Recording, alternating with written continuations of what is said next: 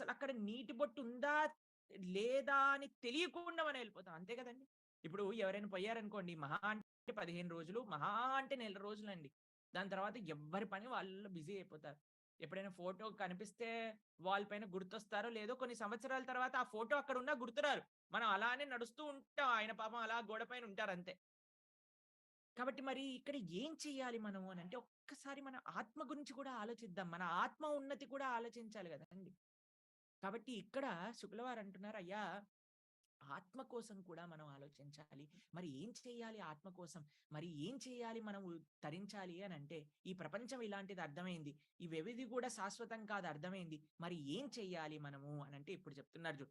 తస్మాత్ భారత సర్వాత్మా భగవాన్ ఈశ్వరో హరి శ్రోతవ్యస్కీర్తితవ్యశ్చ స్మర్తవ్యశ్చ చేతయా భయం. ఇక్కడ ఏమంటున్నారు? తస్మాత్ భారత సర్వాత్మ. ఓ అద్భుతమైన కులంలో జన్మించిన వారా, పరీక్షిత మహారాజా, తస్మాద్ అందుకోసమని ఇవన్నీ గుర్తుపెట్టుకొని నువ్వేం చెయ్యాలి? మనందరం అంటే పరీక్షిత మాధ్యమంగా మనందరికీ చెప్తున్నది ఏంటి అంటే, తస్మాత్ భారత సర్వాత్మ.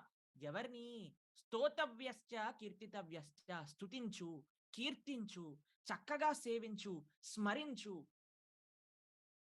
శ్రవణం కీర్తనం విష్ణోః స్మరణం పాదసేవనం అర్చనం వందనం దాస్యం సాఖ్యం ఆత్మనివేదనం. ఇదే చెప్తున్నారు ఇక్కడ. అయ్యా స్తుతించు, చక్కగా స్తుతించు. ఎవరినయ్యా అనంటే ఇక్కడ చెప్తున్నారు, సర్వాత్మ. ప్రతి ఒక్కళ్ళలో కూడా పరమాత్మ రూపంలో ఉండే నారాయణుణ్ణి, భగవాన్ భగవంతుణ్ణి. కేవలం భగవంతుడు ఒక్కడే ఉంటారండి. భగవంతుడి యొక్క గుణాలు అంటే ఏంటో మనం భగవద్గీతలో చెప్పుకున్నాం. భగవాన్ అనే శబ్దానికి నిర్వచనం ఏంటో. షడైశ్వర్య సంపూర్ణులు, ఎటువంటి చెడ్డ గుణం లేనివారు భగవంతుడు. అటువంటి భగవంతుడైన శ్రీకృష్ణుడిని, నారాయణుణ్ణి మనం ఆశ్రయించాలి. దాని తర్వాత ఈశ్వర, అందరి దేవతలకు కూడా ఎవరైతే ఈశ్వరుడో, ఈశుడో, దేవాది దేవుడో అటువంటి స్వామిని ఆశ్రయించు. అటువంటి స్వామి గురించి కీర్తించు. అటువంటి స్వామిని సేవించు. చిట్ట చివరికి హరిహి. హరి అంటే ఏంటో తెలుసా అండి? రెండు అర్థాలు ఉంటాయి హరి. హరి అనంటే మన యొక్క పాపాలన్నిటినీ కూడా హరించేస్తాడట. రెండవది ఏంటో తెలుసా అండి? మన చిత్తాన్ని, మన మనసుని కూడా హరించేస్తాడట కృష్ణుడు. కాబట్టి ఎప్పుడైతే మనం కృష్ణ దర్శనం చేస్తామో, కృష్ణుడి యొక్క అద్భుతమైన నామ కీర్తన చేస్తామో, ఎప్పుడైతే కృష్ణ స్మరణ చేస్తామో, కృష్ణ భక్తుల యొక్క సాంగత్యంలో వింటామో, మన చిత్తాన్ని మొత్తం కూడా హరించుకుపోతాడట. అంత సౌందర్యం కలిగిన వాడట, అంత అద్భుతమైన గుణములు వాడట మన శ్రీకృష్ణుడు. అందుకు ఇక్కడ పరీక్షిత్ మహారాజుకు చెప్తున్నారు, తస్మాత్ భారత సర్వాత్మ భగవాన్ ఈశ్వరో హరి స్తోతవ్యశ్చ కీర్తితవ్యశ్చ స్మర్తవ్యశ్చ అభయం. ఎప్పుడైతే మనం ఇది చేస్తామో మనకి అభయం కలుగుతుంది. కాబట్టి ఇదండి భాగవతం అనంటే. ఇది చెప్పడానికి భాగవతం అన్నిటికంటే గొప్ప ధర్మాన్ని, ఏంటంటే అన్నిటికంటే గొప్ప ధర్మం ఏంటి అసలు మనకు కావాల్సింది అనేది చెప్తున్నారు చూడండి. ఏతావాన్ సాంఖ్య యోగాభ్యాం స్వధర్మ పరినిష్టయ జన్మలాభ పర పుంసాం అంతే నారాయణ స్మృతి. చిట్ట చివరికి ప్రపంచంలో మనకి ఎంత ఏం చేసినా సరే మనకి ఏం కావాలండి? అంతే నారాయణ స్మృతి. ఇదే మనకు కావాలి. చిట్ట చివరిలో మనకి భగవంతుడు గుర్తు రావాలి, తరించాలి. అంతే కదండి. అందుకే కదా అందరూ కూడా ఎంత ప్రయత్నం చేశారు.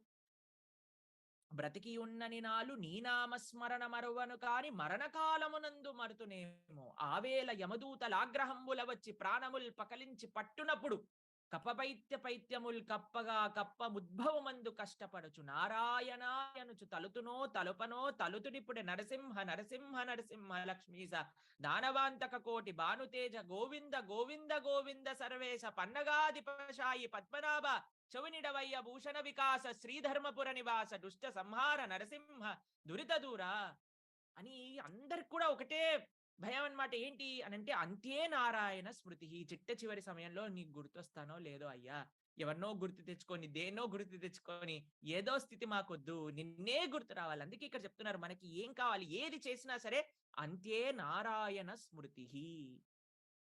దీనికోసం కష్టపడాలి. ఇది అన్నిటికంటే గొప్పది. తర్వాత శుక్లవారు తన గురించి తాను చెప్తున్నారు. అయ్యా, నేను కూడా ఇంతకు ముందు ఏదో బ్రహ్మంలో విలీనం అయిపోవాలని, బ్రహ్మజ్యోతి గురించి అని నేను కూడా ఆలోచిస్తూ ఉండేవాడిని.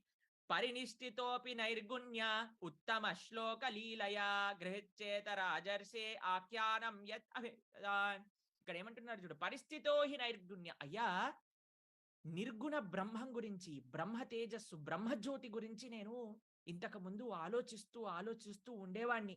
ఎప్పటి వరకు? ఉత్తమ శ్లోక లీలయ, ఆ భగవంతుడి యొక్క లీలలు శ్రవణం చేసే అంతవరకు.